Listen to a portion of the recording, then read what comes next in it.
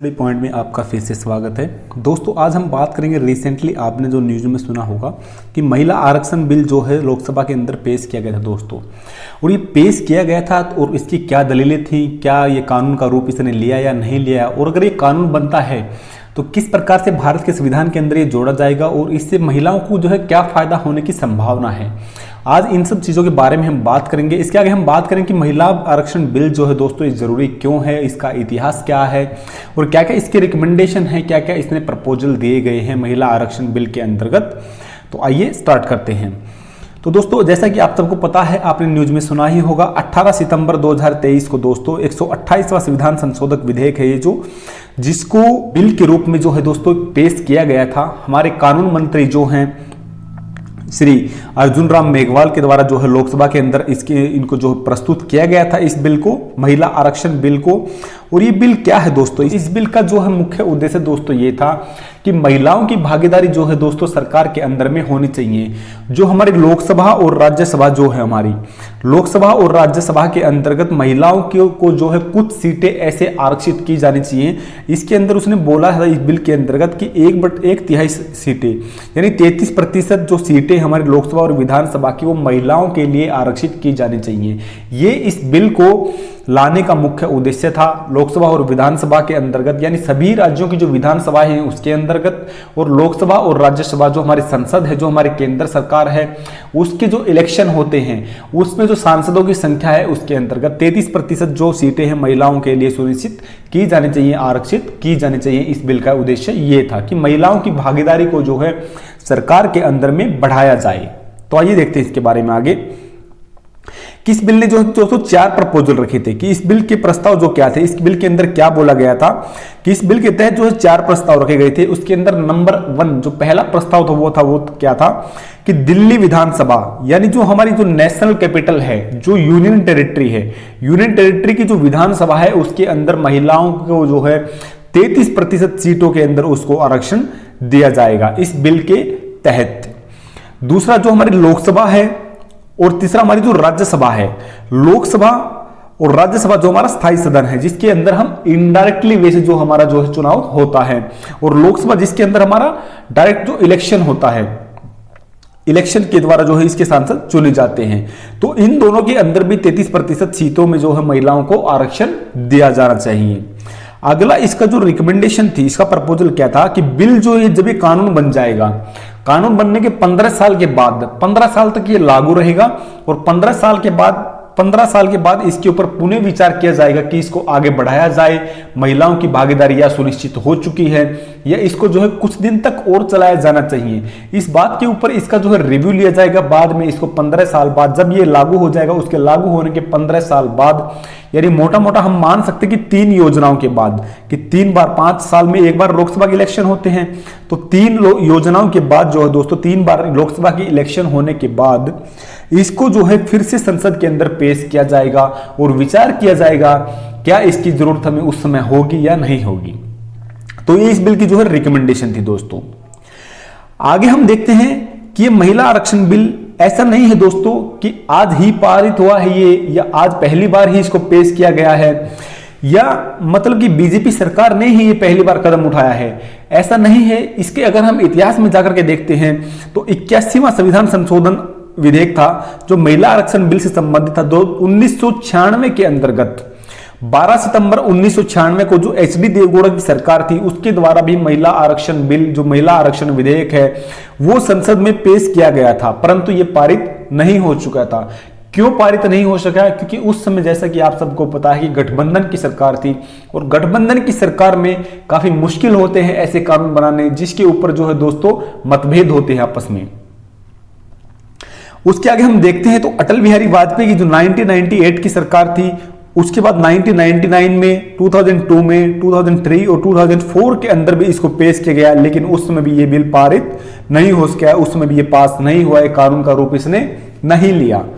उसके आगे आइए हम देखते हैं 2008 के अंतर्गत जब यूपीए की सरकार थी, हमारी जो कांग्रेस की जो सरकार थी, उस समय में सरकार में भी इस बिल को पेश किया गया 108वें संविधान संशोधन के तहत इसको पेश किया गया था, लेकिन उस समय भी ये बिल पास नहीं हुआ। और हाल ही में इसको 18 सितंबर 2023 को जो है इसको पेश किया गया है दोस्तों। और इसके आगे की अगर हम इसकी रिकमेंडेशन देखें तो 20 सितंबर 2022 को ये लोकसभा के द्वारा पारित कर दिया जा चुका है, मतलब कि पास किया जा चुका है। उसके अलावा बाद में अगर हम देखें तो 21 सितंबर को ये राज्यसभा के द्वारा पास किया जा चुका है और 23 सितंबर को इसको राष्ट्रपति की अनुमति भी मिल गई है कि इसके ऊपर राष्ट्रपति के भी हस्ताक्षर हो चुके हैं कि इसको कानून बनाया जा सकता है।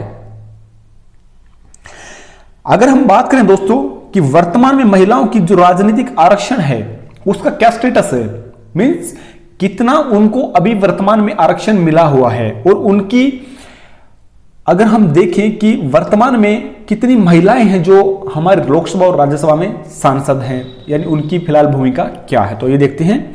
तो अगर हम देखते हैं लोकसभा और राज्यसभा के अंतर्गत तो महिलाओं को इसमें कोई भी आरक्षण नहीं है, लेकिन पंचायती राज संस्थाओं में महिलाओं को आरक्षण दिया गया है, उसके अंदर उनका प्रावधान है। और यह दिया गया था आर्टिकल 243 डी के माध्यम से 1992 में जो है 73वां संविधान संशोधन पारित किया गया था, जिसके अनुसार 33% सीटों में महिलाओं को आरक्षण दिया गया था कि जो हमारी पंचायती राज संस्थाएं हैं, जो हमारे पंचायत के चुनाव होते हैं, जो राज्य निर्वाचन आयोग स्टेट इलेक्शन कमीशन जो हमारा कंडक्ट करवाता है, उसके अंतर्गत पंचायती राज संस्थाओं में जो है 1/3 सदस्य जो हैं महिलाएं रहेंगी, ऐसा पहले ही सुनिश्चित किया जा चुका है। और हमारे ये 73वें संविधान संशोधन के अंतर्गत के द्वारा इसको हमारे संविधान में जोड़ा गया है। लेकिन अगर हम बात करें लोकसभा और राज्यसभा की, तो वर्तमान में लोकसभा और राज्यसभा में महिलाओं को कोई भी आरक्षण नहीं है। इसी के लिए यह बिल जो है पास किया गया है कि पंचायती राज संस्थाओं में ही ना होकर महिलाओं को लोकसभा और राज्यसभा या विधानसभा के अंतर्गत जो है महिलाओं को आरक्षण दिया जाना चाहिए। इसके आगे हम बात करें दोस्तों लोकसभा और विधानसभा में महिलाओं की भी संख्या क्या है, तो लोकसभा का अगर हम मेन मोटा देखें तो 82 महिलाएं जो हैं दोस्तों सांसद हैं। आज जो हमारी 70वीं लोकसभा है, फिलहाल जो हमारी लोकसभा है वो जो 2019 में जो निर्वाचित हुई वो हमारी 70वीं लोकसभा है। और इसके अंतर्गत 82 महिलाएं जो है दोस्तों सांसद हैं, जो कि कुल अगर सदन के सदस्यों का देखें तो 15.21% ही है। और इसको हमने बढ़ाकर कहां तक लेके जाना चाहते हैं हम, 33% तक, इसलिए यह बिल लाया गया है। इसके आगे हम बात करें दोस्तों कि कानून कब तक लागू होने की संभावना है इसकी। ऐसा तो है नहीं कि मान ले कानून ये प्रेसिडेंट ने इसको आज ही साइन कर दिया तो कानून तो बन गया ये, लेकिन इंप्लीमेंट कब से होगा, इफेक्टिव कब से होगा, तो ये इफेक्टिव अभी से दोस्तों नहीं होगा। क्यों नहीं होगा, इसका कारण आइए जानते हैं। पहला इसका कारण है कि जनगणना, दूसरा है प्रीसीमन। जैसा कि आपको पता है कि 2011 के अंदर हमारी जनगणना हुई थी, उसके बाद 2021 में हर 10 साल में हमारी जनगणना होने की संभावित रहती है, लेकिन 2021 में कोविड की वजह से जो है हमारी जनगणना नहीं हुई थी, तो वो भी पेंडिंग है। तो पहले तो इसकी जो है दोस्तों हमें जनगणना करने की जरूरत है। उसके अलावा जो है दोस्तों प्रीसीमन करने की जरूरत है। प्रीसीमन का क्या होता है मोटा मोटा आपको बता देते हैं। प्रीसीमन होता है दोस्तों किसी भी क्षेत्र का जो है आवंटन करना, कि कौन सा क्षेत्र, कौन सा रीजन जो है किस लोकसभा क्षेत्र के अंतर्गत जाएगा, कौन सा किस सीट के अंदर जाएगा। तो लोग ये भी जो है दोस्तों लगभग जो है 2026 तक होने की संभावना है कि 2026 तक ये प्रीसीमन आयोग के द्वारा जो है प्रीसीमन भी किया जाएगा और जनगणना कंप्लीट हो जाएगी। तो अगर हम अनुमानित प्रेडिक्ट करें तो 2026 या फिर बोल सकते हैं 2029 के जो लोकसभा चुनाव होंगे उसके अंदर हो सकता है कि लोकसभा और राज्यसभा के अंतर्गत 33% महिलाओं को आरक्षण देने की संभावना हो सकती है, कि यह कानून तब से इफेक्टिव हो सकता है। उसके आगे हम बात करें दोस्तों कि महिला आरक्षण बिल जरूरी क्यों है, क्या जरूरत पड़ी है इसको हमारी कि महिला आरक्षण बिल जो अभी लाया जाना चाहिए।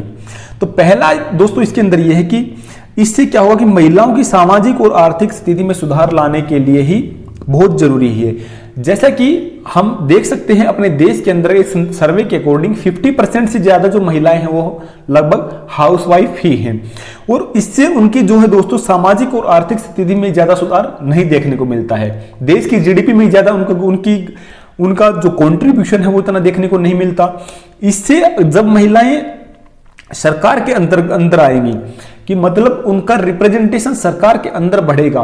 जब वो लॉ मेकर की भूमिका निभाएंगी तब हो सकता है कि उनकी सामाजिक और आर्थिक स्थिति में सुधार भी आएगा, और उसके अलावा जो है दोस्तों जीडीपी के अंदर भी वो कंट्रीब्यूट ज्यादा कर सकेंगी। उसके आगे एक शोध के अनुसार देखा गया दोस्तों कि जहां पर महिलाएं सांसद हैं, जिस क्षेत्र में महिलाएं हैं या पंचायती राज संस्थाओं में जहां पे महिलाएं चेयरमैन हैं, महिलाएं सरपंच हैं, वहां पे करप्शन होने की संभावना कम होती है, ऐसा माना जाता है। तो इससे यह संभावना भी ज्यादा रहेगी कि करप्शन कम हो। उसके आगे दोस्तों इनडायरेक्टली अगर हम कहीं ना कहीं देखें तो महिलाओं का जब रिप्रेजेंटेशन सरकार के अंदर ज्यादा होगा तो हमारा जो सेक्स रेशियो है, लिंग अनुपात, और जो महिलाओं का लिटरेसी लेवल है वो भी ज्यादा होने की संभावना रहेंगी। इसके आगे देखें तो महिलाओं का राजनीतिक संरक्षण भी सुनिश्चित होगा, कि महिलाओं को कुछ ऐसी सीटें अलॉट की जाएंगी जिसपे महिला ही केवल इलेक्शन लड़ सकेंगी और वो अपना रिप्रेजेंटेशन जो है सरकार के अंदर दे सकेंगी।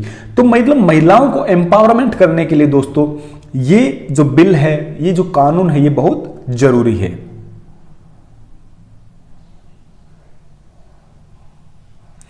इसके आगे अगर हम बात करें दोस्तों कि महिला आरक्षण बिल जो है इसकी आलोचना भी हुई है, खासकर जो विपक्षी दल हैं, हमारे विपक्षी दलों ने इसकी आलोचनाएं की हैं और उन्होंने क्या तर्क दिए गए हैं कि इस बिल के अंतर्गत अन्य पिछड़ा वर्ग यानी ओबीसी जो क्लास है और मुसलमानों के लिए कोई ज्यादा आरक्षण नहीं दिया गया है, कि उसके अंदर इस बिल के अंतर्गत स्पेशल जो है जो महिलाएं हैं, जो महिलाएं अन्य पिछड़ा वर्ग की हैं, उनको स्पेशल से कुछ रिजर्वेशन दिया जाना चाहिए और मुस्लिमों को कुछ स्पेशल से उसके अंदर रिजर्वेशन दिया जाना चाहिए। मुस्लिम महिलाओं को ज्यादा रिप्रेजेंटेशन दिया जाना चाहिए, उनका ये मानना है।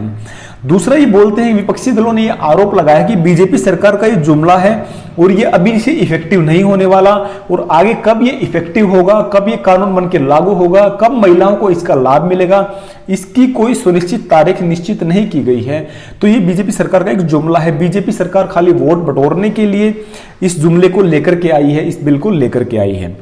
अगला ये माना जाता है दोस्तों, कई जो हमारे एनजीओ हैं, जो और कई हमारे ऐसे भी नेता हैं जो ये मानते, कई ऐसी पार्टियां भी हैं कि जो आरक्षण जो है वो लिंग के आधार पर नहीं, योग्यता के आधार पर होना चाहिए, कि महिलाओं को इस बेसिस पे आरक्षण मत दो, इस बेसिस पे आप रिजर्वेशन मत दो कि वो महिलाएं हैं या वो डोमिनेटिंग नहीं है या वो पुरुषों से कहीं ना कहीं नीचे हैं, उनको इस बेसिस पे आरक्षण, तो क्यों उनको ज्यादा से ज्यादा एलिजिबल बनाया जाए और एलिजिबिलिटी के बेसिस पे उनको रिजर्वेशन दिया जाना चाहिए। अगला कई बंदों का तर्क ये भी है दोस्तों कि लोकतंत्र में कहीं ना कहीं पुरुषों का जो मूलभूत अधिकार है इलेक्शन लड़ने का, उसका ये हनन कर देगा, क्योंकि जहां पे पुरुष ऐसे हैं कि मतलब कि वो एलिजिबल हैं किसी सीट पे लड़ने के लिए, किसी इलेक्शन को फाइट करने के लिए, और वहां पे जो है उनका ये अधिकार छीना जाएगा। तो इस प्रकार के जो है दोस्तों तर्क दिए गए हैं इसकी आलोचना के अंतर्गत। हालांकि अभी ये बिल है और ये बिल जो है पास हो गया है और ये कानून बन गया है, किस्म से आप बोल सकते हैं, लेकिन ये इफेक्टिव कब से होगा, जैसा कि हमने बताया, इसको इफेक्टिव होने में थोड़ा टाइम लग सकता है। जैसे हमारा जो जनगणना होगी या हमारा जो परिसीमन होगा उसके बाद में इसकी इफेक्टिव होने की संभावनाएं हैं।